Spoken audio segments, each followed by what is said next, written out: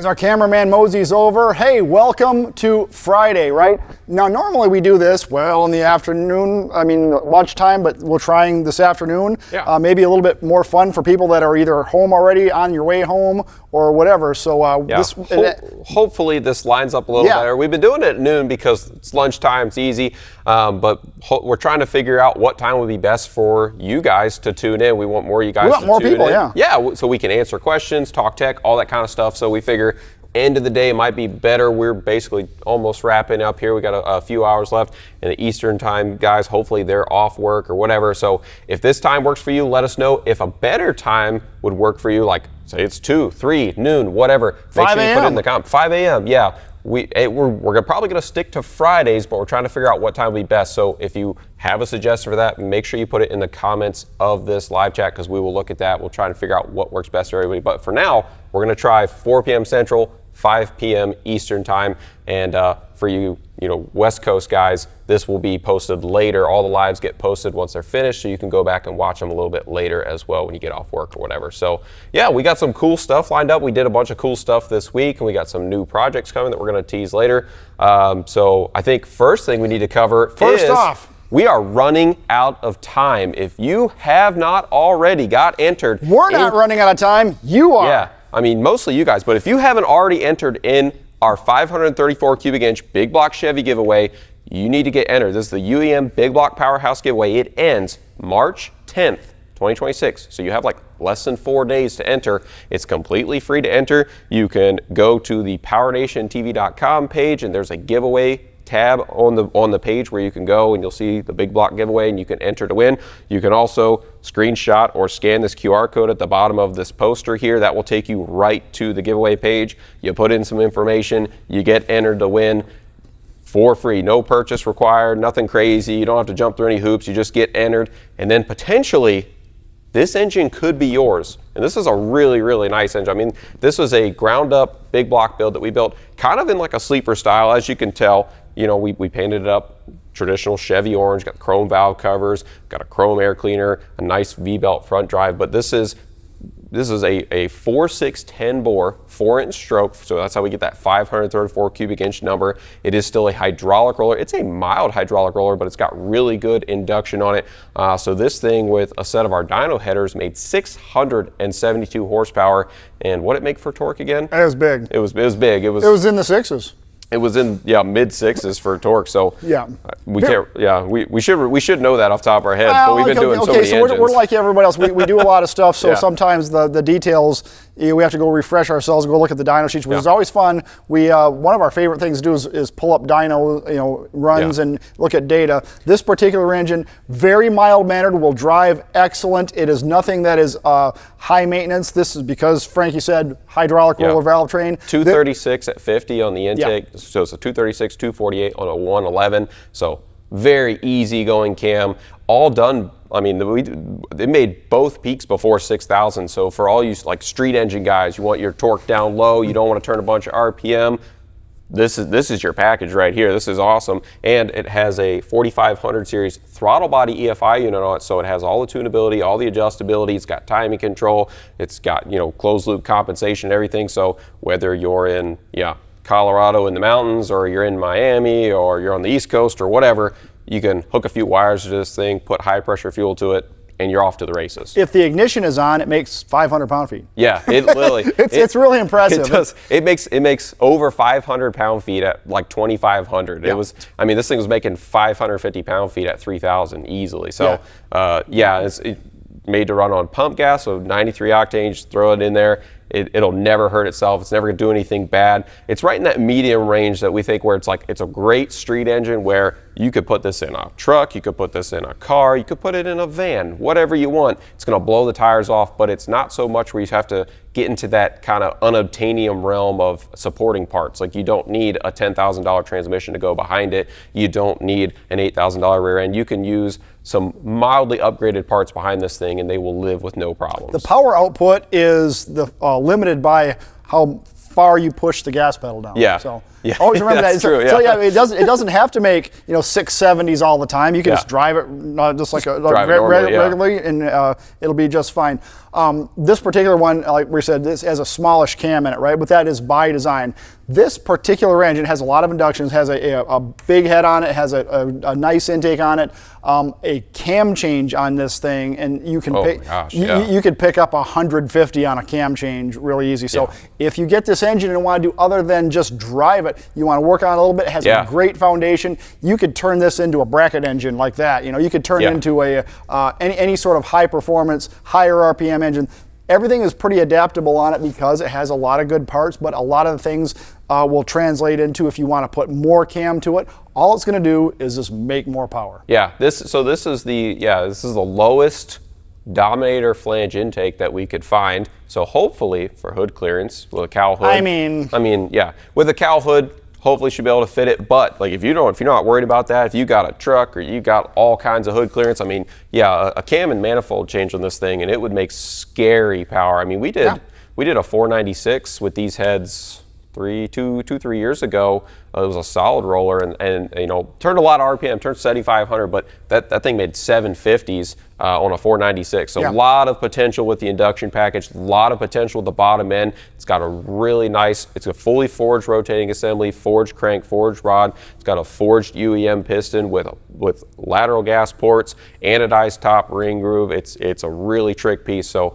hopefully whoever gets it will put it in a car, get a bunch of use out of it, and have fun with it. If you win it and you don't have a project for it, you could turn it into a coffee table, or you could put it in your buddy's car, or whatever. Put it in the yard and tie a goat to it? There's no such thing as a bad big block Chevy, right? So hopefully, if you guys haven't already, make sure you get entered into the giveaway because it's ending very, very soon. You're running out of time. So on to other things. Yeah, you're probably wondering what this is. Before we get to that, also, if you have any questions about the giveaway engine or any questions about any of our projects, make sure you put all your questions in the comments of this live. We're going to be going through as we go, and we're going to answer questions. So, all right, take it away. What do we got here? Okay, so now, for those who aren't familiar, this is our shop car. We have our own shop car. This is a Factory 5 Type 65 Coupe R. It is noticeably missing something called the body, right? We wanted this thing bare bones because for a couple different reasons. One, it's way easier to work on. Two, we can put any platform in here that we can dream up, right? Right now, this is a 410 cubic inch LS. It has this beautiful 8-stack injection on it. This thing is, sequential fuel injected. This engine runs on pump gas. It is very pretty. It was originally for another project, so it has a lot of bling on it, right? Has this really super nice front drive on it. Everything is polished on it. Looks really good. This engine makes, on pump gas, just under 600, makes like 592. It is backed up by a TKX 5-speed in this from American PowerTrain. Great car, right? The actual car itself is built for racing. The Type 65 coupes, this particular one has more round tube in it, specifically made to go around the track. Got great suspension, has an independent rear end in it, has independent forward 8.8 in it. This basically, this could be a real street car. If we literally put a windshield in it and some blinkers on it, we could take this down to anywhere and get something to eat with it. Yeah. But I mean, last time we took it, this is right now it's our track car, right? So we took it to Polecat, and this thing was scarily fast around that track. So I don't know if you've never checked it out, check out Polecat Training Center. It's this really nice track out in the middle of basically nowhere, down by where we live, about an hour south of here. Yeah, and it gorgeous, is beautiful, and it's a really fun track. It's got a world-class facility. Yeah, all kinds of elevation change, great corners, all that kind of stuff. But when we put this engine in, we took it out there and beat on this thing basically all day. The car is awesome. It's super fun to drive. The facility was awesome, and we get a lot of, we've talked about this before, like dyno queens and stuff like that. Yeah. This was a hot rod engine that we built that we took it out and absolutely beat on it. We turned it into a road race engine. Yeah, and it just eats it up all day long. Yeah. So this car actually, with this configuration, with a cast iron header on it and exhaust, This thing makes 470 at the tire, right? Yeah. So and the car only weighs, I think with one of us in it, it was like 2160. Yeah, the car is extremely light. So you couple those two things together, your power to weight ratio is pretty awesome. Yeah. So this thing is a bullet. Yeah. It's got great brakes. It's got great handling. Yeah. And it's pretty funny because we're going down that back straightaway, and you think you're putzing along, and we're doing like a $140. Yeah, you just look down, and it's like, because this is again street engine, so not like a really high RPM engine. So we're only turning at 7,000, but yeah, it's just kind of chugging along there, and you look down, you look at the speedo, it's like, oh my gosh, it's gobbling up pavement really fast. Yeah, so. Yeah, but the idea of this car is to be extremely modular, right? So. So last time we switched it over to a manual. We have a complete automatic setup for it, and it has a TKX in it, so bell housing change, and you're away to the races. So we've actually been thinking about that, like what could we put in this next? Because right now it was LS because we had this awesome engine. We wanted to take this to the track and test it, but we've been thinking about what could we put in it next to test. We have a lot of engines. We have a lot of options. Yeah, so I get for you guys that would be a question for you guys. What would you want to see next in this? Within reason, something that will physically fit. We did We're measure. not going to cut the car up to do it. We did measure. Our Ford 300 actually won't fit lengthwise. So if you're going to suggest that, we thought about it. We measured. That one's out. But we have a bunch of cool stuff. Yeah. I mean, we have several different small blocks: Ford, Chevy, Mopar. We have a Godzilla. I mean, that would definitely be pretty cool. Actually, take this out, put that in. Yeah, big block, small block, Ford, Chevy, Mopar. Yeah, we pretty much have an entire inventory of really cool engines that could possibly go in here, and that again, that's what it's for. And again, why is it in here? Well, we were doing a promo earlier this week for our showcasing our actual show. Yeah. So we had to have a car on the chassis dyno. So we have a car. All our stuff runs. So we went out to the general population and drug it in here and put it on the rollers and lit it off, and away we went. So. Yeah, basically threw some gas in it. This thing. I mean, after we took it to the track, we haven't really done much with it in the last year or so. So we basically, put gas in it, turned the key, fired right up, backed on the chassis dyno, made a rip, repeated its number right away, and we basically, that's just a fun Wednesday. Turn the dash on so you can see the dash. That's good. So we got so the car is on a Terminator X right now, a Holley Terminator X. So we have two digital dashes, which is kind of nice. Turn the battery shut off there. When you're driving, because we have a big one, we're data nerds, so we want to see like down to the tenths of what things are, and we want to be able to monitor all that. But it's hard to do that, to look at a really big screen really quickly when you're driving. So we have a little screen here in front of the steering wheel, so you can just look down, see your vitals, warning lights, stuff like that, RPM speed, so you have your quick stuff there. And then we have a big one in the center that has like actual data, so either the passenger or the driver, if they want to look at something a little more precise, they can check that out. But so we make custom dashes for both of these, which is pretty cool because you can do that pretty easily with the Holley setup. As long as you know what the size is, for what dash you're using, you can go in and use some kind of graphic design software, and you can put something on there really easy. It's really easy. Hence our logo being on there. Yeah, so that's why we have our cool logo on that one. And this one is the one behind the steering wheel is more of like a traditional gauge style, but it's got all the vitals, it's got warning lights and stuff like that, so you can see what you're looking at. Look down really easy, because that's not something, distracted driving when you're driving around normally is not great. When you're going over 100 miles an hour, that's not something you want to be wasting time with. You want to be able to look at it real quick and then go back to looking at what you're doing. So, Frankie mentioned, the passenger can look at some of this stuff. I am the world's worst passenger when it comes to all stuff on track stuff. You've probably seen it in the show before. As I age, I get my inner ear is not as good as it used to be, so I get motion sickness like super bad. And so, like if you're driving it, it's not as bad. I can make myself sick. Yeah. And but driving wild, you're pretty good. Yeah. Yeah, I gotta really eat a bunch of Dramamine if I want to actually survive some of these test sessions where we're both in the car at the same time. So if you ever see us in a show and we're both driving, I've had to take some sort of medicine so I don't barf. Or if you see him go, you gotta stop. Yeah, I'm gonna throw up. That's not fake. That's actually him starting to get car sick. Which I think like when we took this out, you didn't take any, and so you drove for a couple laps pretty mild, was fine. Yeah. We switched. I got in. we made it like half a lap, and we're driving, and he starts hitting me, and I'm driving. I'm like, what? And he's like, and because you can't hear anything, open car, helmets and everything. I can't hear anything. I'm like looking at the dash. I'm like, what's happening? The engine's blowing up. Fuel's coming out. I'm like, what? No, what? no. Pat's about to yak in his helmet. Yeah, and he's like, he's like pointing down. I'm like, what's going on? So I stop, and he's like, you got to let me out. He's like,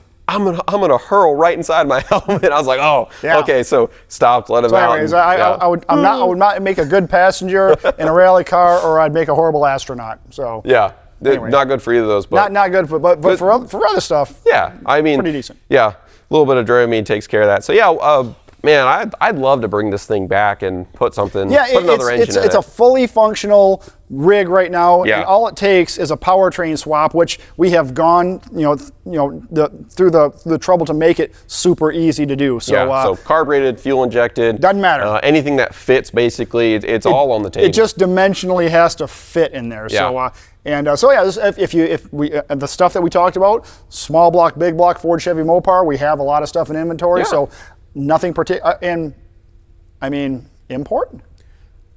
Okay. See, whoa, what about that? Huh? So now you take a car that has almost it's a little front bias.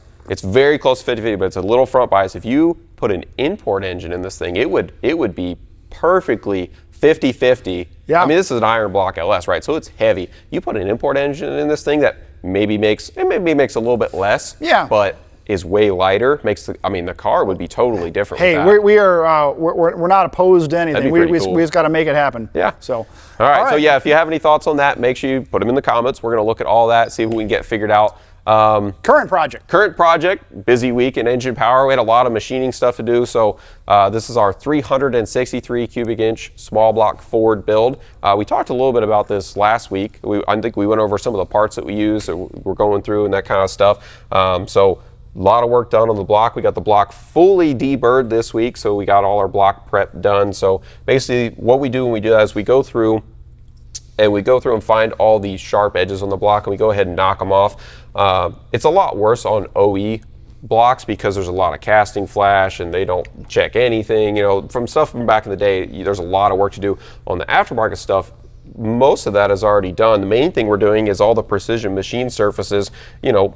When you machine anything, it leaves a slightly sharp edge. And do you have to do that? No, you don't. You don't have to go through and deburr, but we like to do it because it makes the block a little bit easier to work with. You're not slicing open your hand every 5 seconds, and if you wipe it down with a rag, it's way easier where it doesn't tear and leave a bunch of lint inside the engine.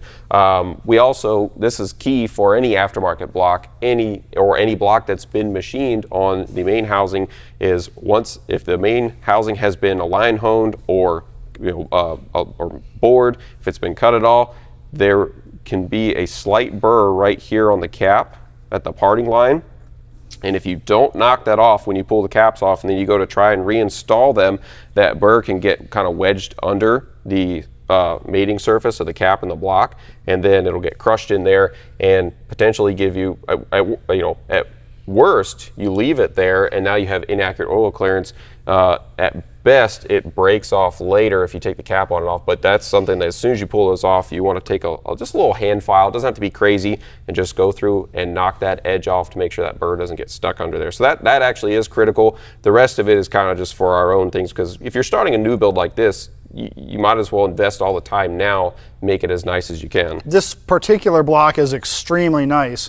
This is it's an aftermarket block from Summit Racing. It's their SPC line. They do small block Chevy, big block Chevy, small block Ford, and even taller deck, 9.5 Windsor stuff right now. Very, very high quality. And this one, they come very close to be finished. The only thing we actually had to do to this to finish machine it is to actually hone it to proper size for our piston. The decks are really, really accurate. This is a hyper accurate block as far as like machining tolerances. So the cylinders have been finished to our piston, which is 4/125, and so this is a big bore, short deck, 8/200 deck small block. So yeah, if you weren't tuned in last week, this is the piston that we're running. It's a DSS, it's a twisted wedge piston, so it matches our cylinder. We're using a set of Trick Flow 227 11Rs, which are our twisted wedge heads, so they have a slight cant to the valves, and they have offset valve angles for the intake and exhaust. So the piston is made specifically for that. It has this extra little valve notch here, but really nice piece. So we set the bore size off the piston. It's a nominal, it's full 125 bore, but we don't just set it to that because we want to make sure that our clearances are accurate for our application.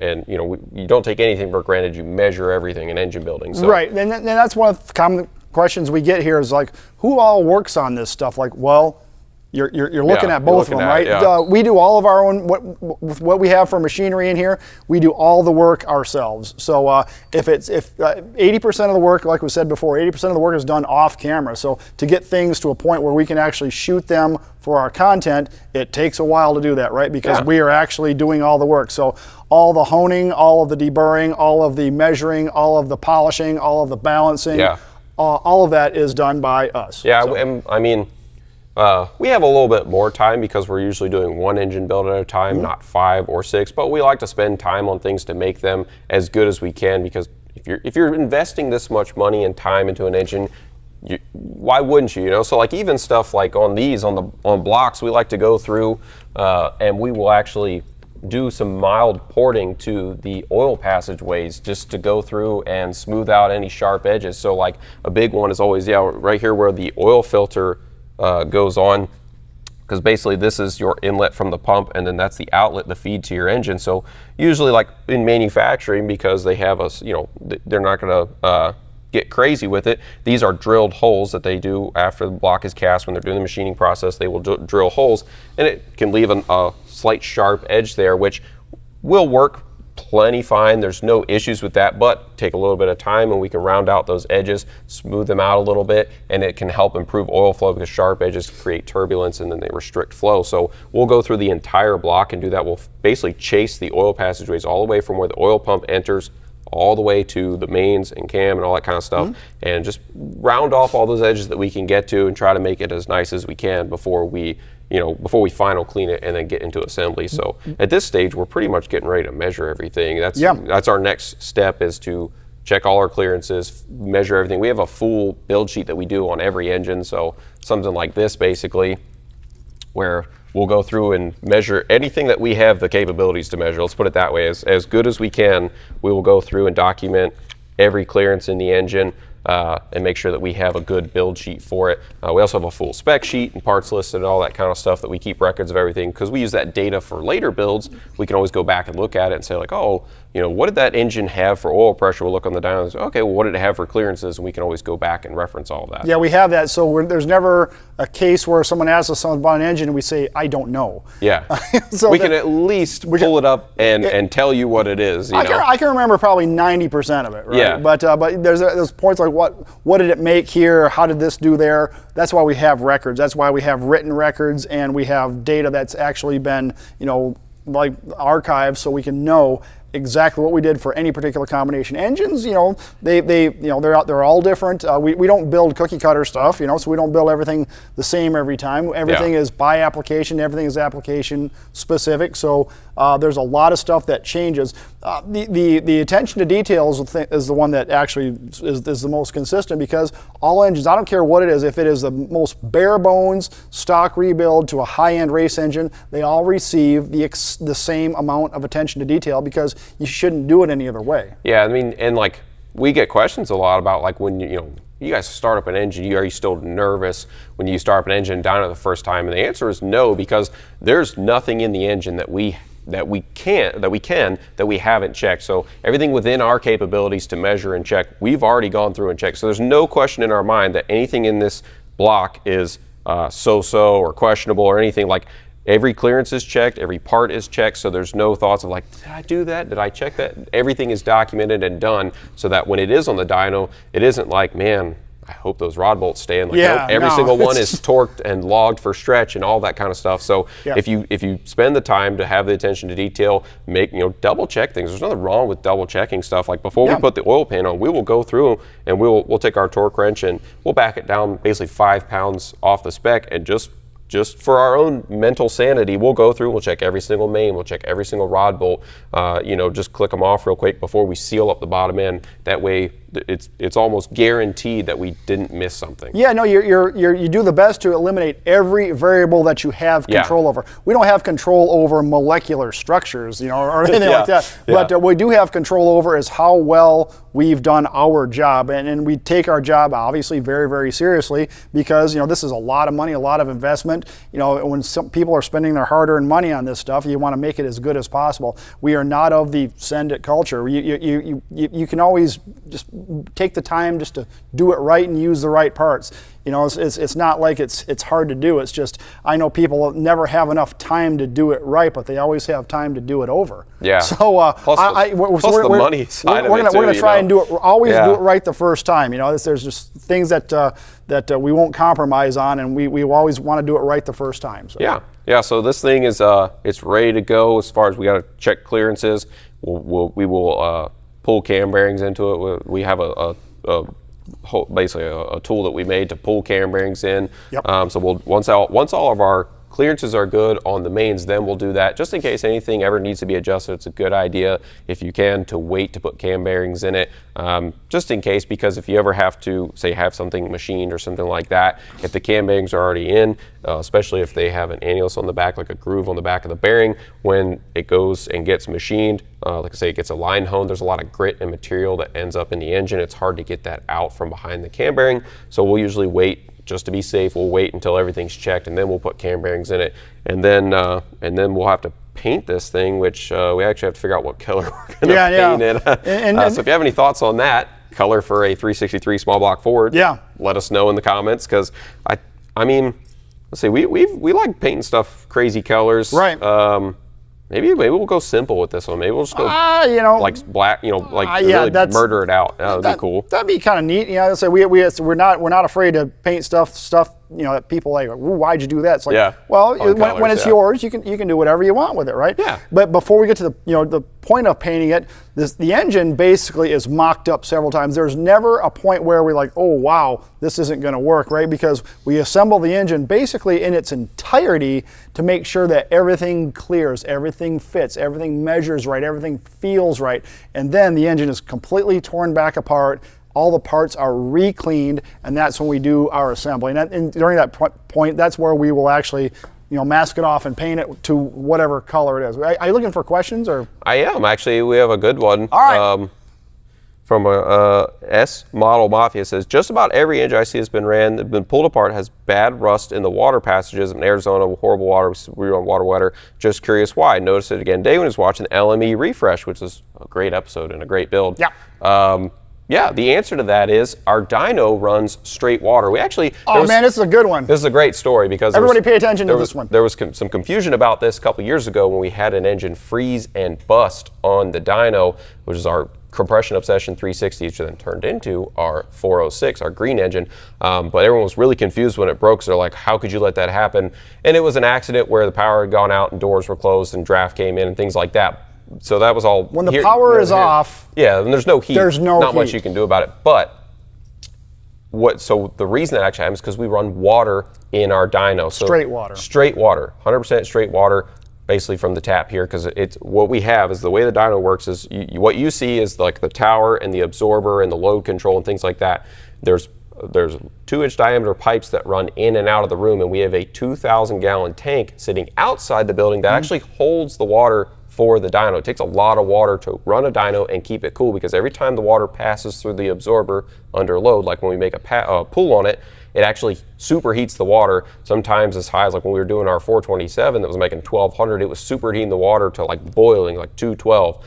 So it takes a lot of water to keep the dyno cool and make sure you have accurate testing, because if the water comes in too hot, it only superheats it more, it starts to boil and steam off. So we run 100% water because, to make that where it would not freeze, say like antifreeze in your car, you need 50% ethylene glycol. It's really expensive. That's like 900 gallons of ethylene glycol, which is kind of hard to get and very expensive.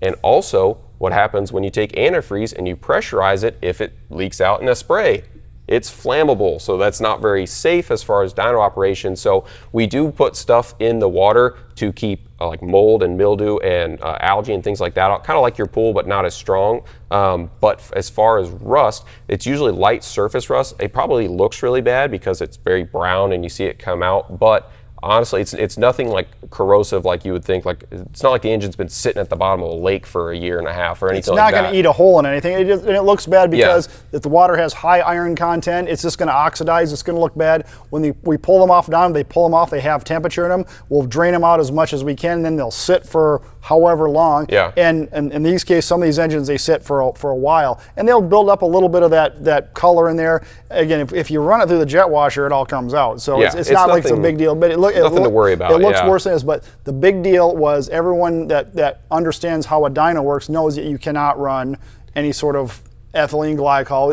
It's straight water. Yeah. It's a safety thing, right? And so the thing with things looking bad, if you try to like chlorinate it or put bleach in it, so you can actually do more harm than good to the engine, because if an engine turns into we don't want the dyno and the engine turn into a sympathetic anode, right? Yeah. So, then you have a bunch of electrolysis going on. Then you have a bunch of electrolysis in there, and there's a borderline there, and there's different types of iron and things like that. But yeah, if you have that level of rust in a closed loop system, like when you have antifreeze in your car, that's a problem. That's only like 3 gallons. Yeah, and that's a problem because you have a closed loop system. For us, we have, I said, we're running engines through it constantly. So it may look bad, but I promise you it has no ill effect on the engine. And if there is any rust, it's usually just surface rust, and that will come out if you flush it right out. But that's a good question, because there's probably a bunch of other people that are also wondering that. Let's see. This is like my 8th coffee today too, so I'm cutting back. Someone said Ford blue. Someone said cast gray for colors. Let's see. Oh, he said thank you. Tom's on here. Tom. I think Tom wants to put a K24 in the Tesla. Oh, well, I mean, that'd be pretty cool. We can't rule it out. Let's see. A lot of grays. People like grays on small block Fords. Ford gray. I'm all about that's that. one of those ones. That's very 90s Mustang. Someone said lighter because it's easy to see leaks. That's true, but the engine shouldn't leak. If you don't have leaks, you don't have to worry about it. You don't have leaks, you don't have to worry about it. We actually got a lot of stuff about that when we painted the Ford 300 white the first time. Everyone was panicking when we painted our 300 white. And they're like, what about all the leaks? I'm like, what leaks? What leaks, yeah. Because it doesn't leak. And it shouldn't, yeah. Yeah, if you do everything right, now things happen, I understand. But if you are very, very careful and conscious about how an engine goes together, the chances are, if everything's right, it will not leak. So. Someone said a Coyote won't fit.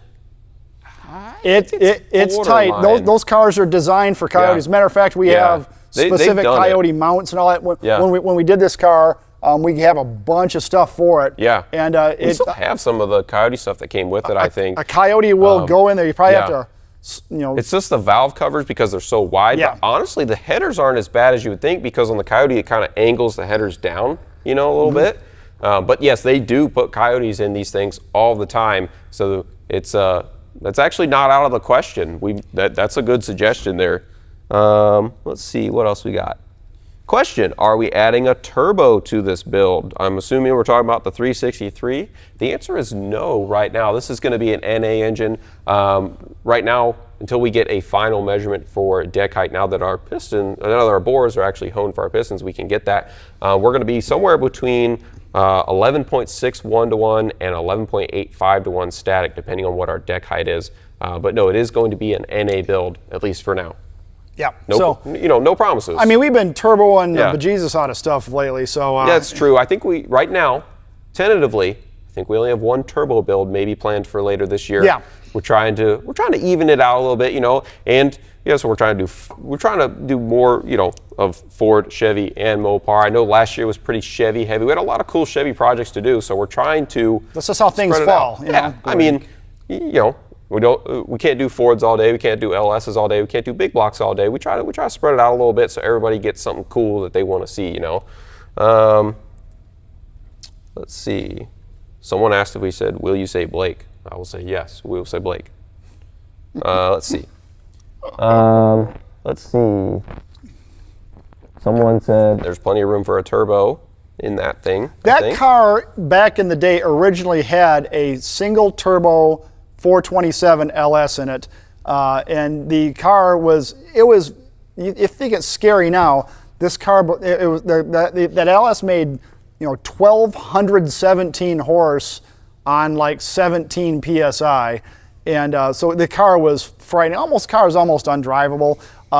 We took it to Bowling Green for its debut. This was like 5, 6, 7 years ago, and I was going to run it on the drag strip, and they said you can run it up to 100 miles an hour and shut it off. So that basically was the first, little bit of the track, and we just coasted the rest of the way because the car, obviously, if you have a 2,200 pound car with 1,200 horsepower, it's going to be a little spicy to drive. So, someone asked about the cam numbers on the 363. So it's a 242, 256 at 50 hydraulic roller. So relatively spicy for a hydraulic roller. It is a Summit Pro SBF cam. So we're going to be running that, and it's got a good hydraulic roller lifter in it. We got a set of Comp Evolution lifters. These are pretty cool if you haven't seen these. They have a cartridge. It's a cartridge style lifter. So there is, like normally you have the body, and then there's the precision honed hole, and then your plunger that goes inside. This actually has a second body inside of it, like a cartridge that has your plunger and everything, so you can actually remove that and it's rebuildable and everything just like a regular one, but it allows the body of the lifter to be a little more rigid because basically you can have tighter clearances because there's less deflection because now you have two pieces in there. So we've used them on a couple of builds and they work really good. So we've got a good lifter. We're going to have a relatively spicy spring, but it is going to be hydraulic roller. Hydraulic roller is one of those things where they fall into the same seat and open pressures as like a mechanical flat tap, but very, very similar. The technology has been accelerating on how much you can beat on these things and how high of RPM that you can actually still control valve train motion. And lobes are getting better. Obviously, lifters are getting better. So you can you have a little bit more control over something. It's not uncommon to see now hydraulic roller stuff going in excess of 7,000, which that's pretty cool. Because I'm old enough to know. I remember when all the stuff was really, really hard to do. I've been doing this for a long, long time, and so it's fun to see the progression of technology. And because you see it in all aspects of life with computers and this and that and all that stuff. But engines is one of the things, and it's so easy now to build a good engine because so much good stuff is available, and it's a whole lot. It takes a lot of the mystery out of it because a lot of the mystery in building high performance engines that lived in the past is you really had to know things that were your very intimate knowledge of how things worked on engines and things like that. And now all the hard work and all the engineering and all the R&D has already been done for you. So there's so much good stuff that you can just basically get in a catalog and buy and have a really good engine, a really good combination. A lot of good people out there building stuff. There's a lot of recipes for engines out there that you can follow, out on the interwebs. So pretty neat stuff. Yeah. Someone asked about, someone did say wish there was more aftermarket support for small block Mopar, which, there's a fair bit out there. It's getting better. It's getting there. Someone asked if their original 302 and their two-door LTD would go to 363. The answer is no. It takes a larger bore to get that displacement in a 302. So like this one's aftermarket block, so it's a 4125 bore. Stock 302s are 4-inch bore, so you'd have to go to an aftermarket block to get that kind of displacement. You can still build a stroker engine, and they're not that much smaller. So like with a stroker combo in it, a 302 becomes 347 or very close depending on bore size. There used to be, back in the day, you could get 3 500 stroke cranks where you could get a conventional block, OEM block out to like 355 inches with a 4060 bore. Yeah. It's just, they're you not. You can have one made, but I don't think you can get those off the shelf anymore. Yeah, they're not. Obviously, that's just something. It's easier to just do it, like we said. There's such good stuff off the shelf now. It's not hard to make something that not only will last forever and make good power, but is the prices are, they're not bad, right? When we're doing all this stuff, this is expensive stuff. We're in the want business. We're not in the need business, right? So we stuff. If you just look at it, it's hard not to spend money on this stuff. And I'm guilty. I hate money. I try to get rid of it as fast as possible. Buying cool stuff like this. So. Keeping with the Ford theme, someone asked, is there a way to get an early 351 Windsor block to run hydraulic roller lifters? Do you have to use dog bones? Retrofits. Yeah, easy way would be a retrofit tie bar lifter, or like a link bar lifter. So if you can find those. Several people make those. Several places make those. I would go. You go on Summit Racing, you can filter it down to a 351 Windsor hydraulic roller lifters. Pick a set that works for you and fits your budget, everything. There's tons of options for that kind of stuff. Makes it really, really easy to switch over. And then you just have to make sure you have the supporting components, valve springs, and all that kind of stuff to go with it. You got something over there? You got a question? Oh, what? Me? Do you have a question? Yeah. Oh, we had some people who were very happy with the new time out in Australia. Oh, very cool. Cool. So very cool. We love Australia. We'd like to go. Yeah, we're trying to work on a media tour. We're going to get with our marketing people and see if we can do a media tour in Australia. Yeah. For those who don't know, this is Brian. He's helping run all this, and we have Lek, our illustrious cameraman. He's the one. This is Lek right here. So these guys are the ones that help us with these live streams. They're the ones that make it happen. It's not a help. Yeah. They're the ones that do it. No, we just stand here and talk for an hour. I'm technology challenged on a lot of this stuff. So. Yeah. But yeah. So. So yeah, I had a few questions. This one's from Richard1347. They said they would love to see the Godzilla motor that was dropped into that. Yeah, no, that would be a fun one. That's hitting high on the list right there. Yeah, we were up. We were up at last year. We went up to Factory 5, and they had a those are new Mark 5. Their newest, latest, greatest, trickiest Mark 5. Which is their Roadster. Yeah. But it is the Mark 5 is built basically on not the same, but very similar chassis. Yeah. It is basically, they built this chassis to go racing, and then they said, this thing is so good, we're going to use it. Basically, we're going to use a very similar style in the Mark V, and they had a Godzilla. They had a Godzilla squeezed in there, and with a TKX, which is what this has. We were fortunate enough. This car was still in gel coat. Yeah, basically, it was number one. I mean, this was their serial number 00001. Yeah, or 00. It was a prototype. It was a prototype. So we got to go up there and ride around in it and kind of help them finish it. Those guys had knocked it out. They had done 99.9% of the work. We were just there and lucky enough to be there for the first drive, the first start, all that kind of stuff, and check out some of the new stuff in their facility. And then we actually saw that car at SEMA this year. All painted up. Yeah, we saw it in gel coat when it was basically that was the first hardtop they had done for it. It had just come out of the mold. It literally came out of the mold that day. You know? And we're riding this car, so we're riding a prototype. So it's got a Godzilla in it. It's ready to go. So Jim, one of the head engineer there, one of the designers, we're riding in this car. So we're riding in a fresh car, right? Yeah. And as soon as we take off and get above 5 miles per hour, every piece of fiberglass that was sanded off on this car came out of the floor straight up my nose. I was itchy for a week after that, but it was fantastic because we got to ride in the very first one. Yeah, so. And I went out with Dave Smith, the founder of the company, and man, that guy, he's a driver, right? So we go out. The dude comes out, he's like, "Are you ready to go?" Yeah, he's wearing driving shoes. Yeah, he comes out and he's like, "I'm not riding with him. I'm gonna get sick." I'm like, "Man, I will." He's like, "I'm gonna park. I will chuck that burrito I ate for lunch right out the window." So we go out. First, he's like, "All right," he's like, "Let's warm up the tires, see what this thing can do." And immediately starts cutting, drifting donuts in the parking lot. Then we head out, driving on the back roads. Car handles phenomenal, and that was a stock Godzilla, and it was already, the car was very quick. Felt awesome. So that is super. It's super high on the list, I think, already for Godzilla stuff. Speaking of super high on the list, we have something that's outside the door that people have been asking about. We do all these secret project reveal. It's right now. It's sort of secret. So everyone's really cool and keen on the 302, 305 small block Ford, small block Chevy. So to throw into the mix, we have fresh out of the old junkyard, a 318 LA. Now this baby, as you can see, still got the freshy fresh tags on it from the old boneyard. Yeah. We bought it off the internet machine, and we could have bought a car, but we thought this was cheaper, and we really don't need the whole car. Yeah. To show you guys upgrades and that kind of stuff, we really just need the engine, right? So yeah, we got this off the internet. It's I think it was like it's 81 through 84.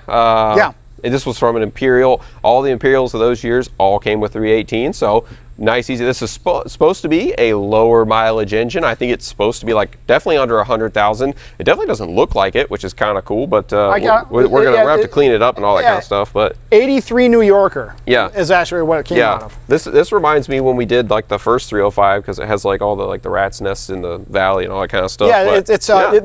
This kind of stuff is called detritus. yeah.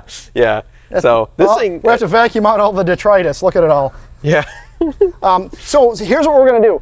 If you remember our Ultimate 305 build, we just took that thing and stuffed it on the dyno. Yeah. This right here, we are going to do the exact same thing. We don't know anything about it other than it's supposed to run. It's supposed to be low mileage. Yep. So we're going to take this thing out. We're going to make sure that there's nothing living inside of it. We're going to do our normal checks. Right. Have you ever seen us, pull a junkyard engine? I mean, we've done FEs, 300s, all kinds of stuff. Yeah. So if you ever seen us do that, we're going to go through, we'll show you how to check everything out, obviously put like fresh oil in it and that kind of stuff. And if we can, which I don't see why not, we're going to run it with this carb and everything, with the original carb. This kind of stuff makes me nervous because there's like stray bolts and stuff everywhere. I mean, that's, because that you probably don't easily need those. go bloop down there. So we're not. That's probably not important. I'm sure that's not. But yeah, so we'll go through all that, and then we'll do some kind of upgrades on it, which, I mean, that's kind of the question, I guess, for, again, a good question for you guys is, what kind of upgrades do you want to see?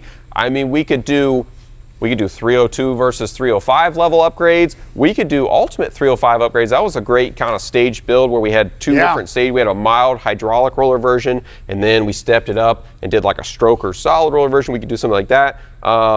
I mean, there's all kinds of options with stuff like this. So we're going to show what it makes right now. Whatever it makes is what it makes. I mean, we've had engines that are in this condition. They make, if you're lucky, a couple of 100 horsepower. You know? And this one, is in good condition. It's supposed to be. It's complete, right? So what it is what it is. Have you even looked inside? Nope, I don't even want to look in there. Okay, it's pretty clean actually. That's not that bad. I mean, we've had way worse. I mean, the valvetrain moves around a lot, has a lot of oil flow, but we had we'll see. We had some ones that make this one look like it's brand new. Yeah, there you go. Yeah, that's not bad. So we'll see what the actual valley looks like. But remember that AMC we did? Yeah, that thing was caked everywhere. That looked like it'd run through a tar pit. With the valve. Well, the outside open. of this one looks like that. So maybe we'll clean it up before we put it on the dyno. Maybe we'll wait. I don't know. But this is going to be pretty cool. So if you have any thoughts on this, put them in the comments. We're going to read all those, and we have some ideas, but we're trying to figure out like our final game plan on it, right? Well, these are these things that they're evergreen, right? Because we're going to progress them through. I mean, we can take it to the same level as Ultimate 305, right? But this is more this is a salvage yard engine. We're gonna kind of just make a few small changes and just show you what these small changes do, right? And there's a whole I always say there's more than one way to shoot a moose, right? So there's a whole bunch of ways you can do this, right? So did you see the exhaust manifold on this side's broken off? I saw that. I saw it was broken when I took the plastic off, and I just pretended I didn't see that. We'll figure out something for that. Because we're going to dyno it with these manifolds if we can. So maybe we figure something out for that. I don't know. I mean, I mean, you can probably like shove a pipe in there or something. Something. I'm not sure what's going to go on there, but anyways, all right. What else we got? How we doing? Let's see. We're doing pretty good. I think let's do a final pass for questions. So if you have any questions, put them in now, because I'm looking through them right now, and Brian's going to look through them, see if you have any questions. This one's from Richard1347. Yeah. Have you guys done anything with the newer 351 Boss Windsor that can be taken out of a 460 Ci? they look like a great block. No, that's Ford. That's one of Ford Motorsports block. Great block. You know, kind of along the same lines as one of these. They are designed to take a bigger bore and the increased cylinder wall thickness, a bunch of rigidity added to the blocks. Ford did a great job when they designed that block. The Boss 351. It's not. You can get them in a few different configurations, but basically it's the same stuff as this. The small blocks, you can build them actually relatively big, and we had toyed with that idea. What about this idea, right? You could make the classic, you know, there's 460 Ford big blocks, 454 Chevy big blocks. What if you did a 460-inch small block Ford and a 454 cubic inch small block Chevy? And pit them against each other. And pit them against each other, right? So you'd have the classic cubic inches, but they'd be in a small cylinder case, so they'd be small blocks. So. And you could even get, you could get really crazy, and you could do like, an 18 degree on the Chevy and stuff. Oh, man. You could put some spicy induction on both of them and really put. A 460 with like a Cleveland headed 460. I mean, that's big power off the hip. We could.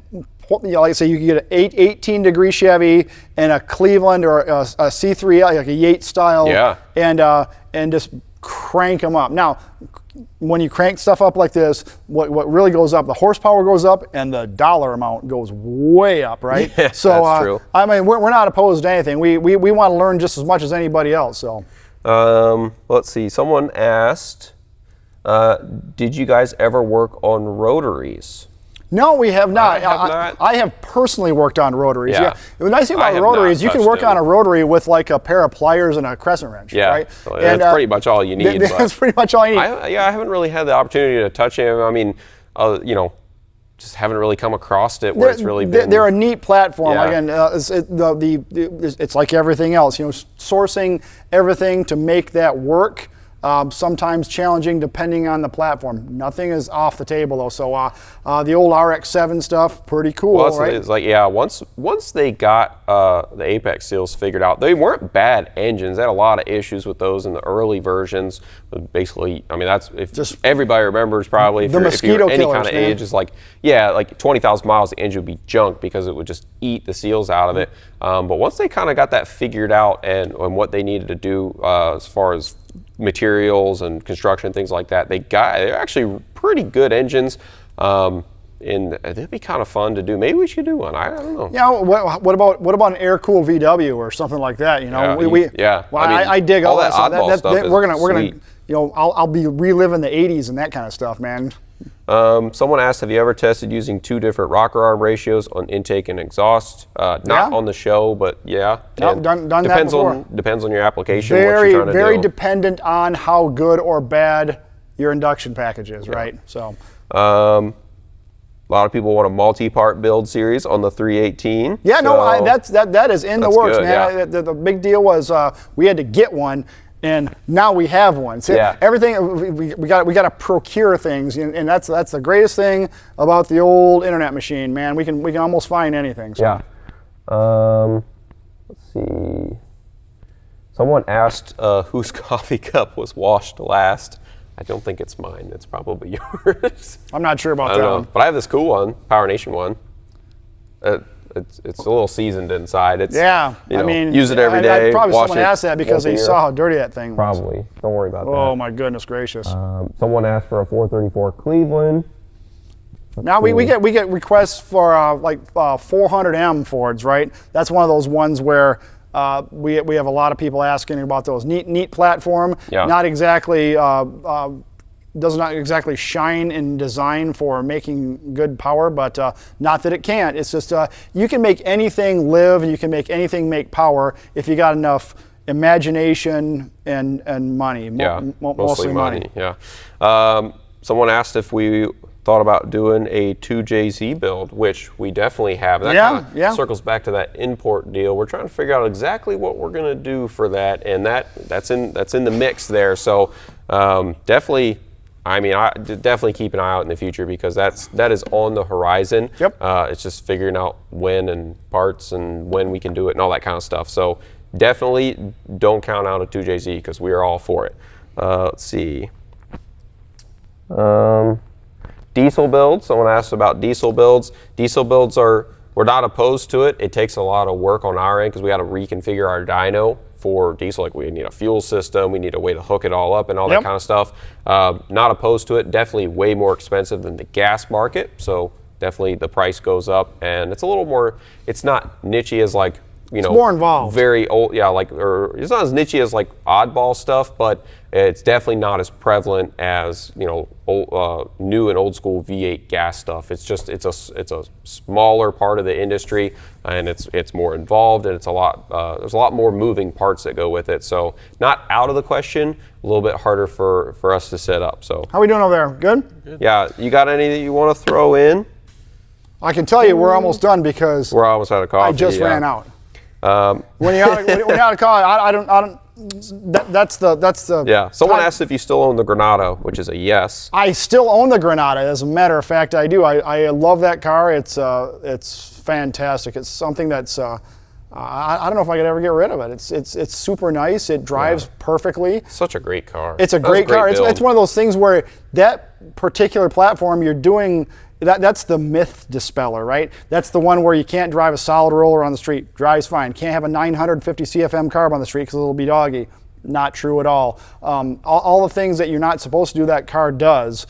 And you know, another thing, it's a small block Ford with a stock block that makes over 500 and it hasn't split in half yet. It makes way over 500. Everyone that seems to have a problem with blocks splitting in half, they've done a lot more stuff than I have, right? Because this engine, we've ran 100 pounds of nitrous through it, and when like 650, and that's in the 650 to 670 horse range at the crank, and it's still together. So yeah, we're living right. That's what we're living clean, living right. No, I love that car. If he ever decides to get rid of it, I'm going to say you have to sell it to me. And I sold him my other car. Yeah. But if he sells that one, I'm taking that one too. Let's see. What was that? I just saw one. Here we go. Ever done anything with progression ignition? Yes, actually. We actually got a lot of questions about this, and we never really addressed it, but on the first turbo version of our Ford 300, that was actually a progression ignition distributor, which is pretty cool. If you're not familiar, they have a Bluetooth programmable distributor, so you can do a timing map, and it has a map sensor in it for boost reference timing. So we actually used that on the first version. It worked really good. But yes, we have done some stuff with them, and it worked pretty solidly. Let's see. I think that's probably. I'm not seeing a lot of new questions. Man, Brian, are you seeing anything? It's Friday. Okay. It's Friday. It's time to hit the dusty trail here. We got some stuff to wrap up. We still have work to do. Got a few things left to do. It's not one of those things like where we're in this trailer with a star on the door, and it's like, oh, Mr. Foreman, it's time to do your lines, and then we go out and drink smoothies and read Good Housekeeping magazine or something like that. We actually have a lot of work we have to do, so we have some things that we have to finish up before the weekend, right? Yeah, ideally, I say next week we're going to be painting this sucker. We're going to get all the parts painted. We're going to start getting into assembly. It's still a fair bit of work left to do. Bit of work. We got a whole lot of stuff to. Where's the Ninja crew? Where's the Ninja crew? Yeah. So. They're not here. It's just us. Yeah. All right. So I think we're gonna wrap it up. If you do still have any questions, you can put them in the comments. We'll go back through once this is posted as a full video. We'll try to answer them if we can. We have a new episode that is dropping next week, so keep an eye out for that, and we'll be posting about that in the coming weeks. All the behind-the-scenes stuff you can follow along on the PowerNation and Engine Power social media pages, Instagram, Facebook, TikTok, all that stuff. And you have less than 4 days left to enter Get on that thing. The UEM Big Block Powerhouse giveaway for this 534 cubic inch Big Block Chevy. It literally could be yours. It's free to enter. If you haven't already, I don't know why, you got to go to the giveaway page on PowerNationTV.com and get entered. Make sure you do that. You're running out of time. If you haven't, do it now. The question is, what's our next giveaway?